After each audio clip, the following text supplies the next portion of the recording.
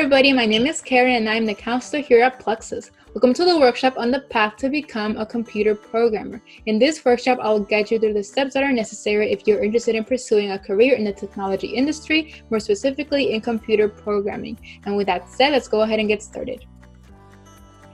Let's start off with step 1, which is the most common requirement, and that is a high school diploma. Without a high school diploma, you won't be able to advance your career and pursue a higher education. A high school diploma will make you eligible to apply to a higher education program towards your desired degree. In high school, you should take as many advanced math, science, and computer courses that you can, because of course a big part of computer programming is going to involve math, science, and computers. To earn college credit, you should consider taking AP Calculus and AP Physics. Many high schools do offer classes in computer programming, robotics, and web design. Your community's vocational high school may even provide more advanced computer classes. So that is, you should research more programs in your high school or maybe outside of your high school that can potentially help you in pursuing a career in computer programming and can potentially help you as well in being a more competitive applicant in college applications.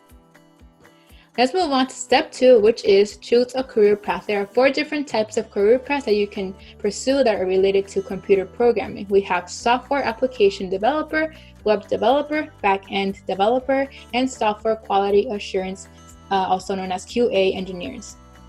Let's move on to step 3, which is obtain a bachelor's degree. Here are a few recommended majors that you should pursue that are related to computer programming. First, we have computer science and information technology and computer engineering. Of course, these are just some recommendations of things that you can pursue that will help you in your computer programming career. But of course, feel free to choose other majors that are related as well.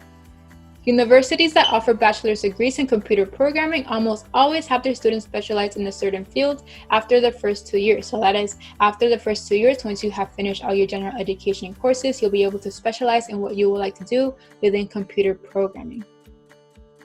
And finally, we have step 4, which is consider opportunities for advancement. If you would like to pursue a further education, we do recommend you get a master's degree. Advance your career in computer programming by pursuing a master's degree. This can pave the way to increase earnings and high-level job opportunities that are not available to those only with bachelor's degrees. So that is, if you would like to pursue a more higher position within computer programming, then pursuing a master's degree is a good option.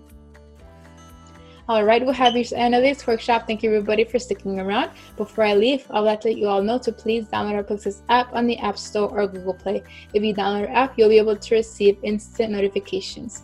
We'll also very much appreciate it if you leave us a rating and a review on the App Store or Google Play as well. We very much appreciate all the feedback y'all can give us. Chat with my counselor if you have any questions regarding this workshop, or if you'd like to chat about your journey to higher education.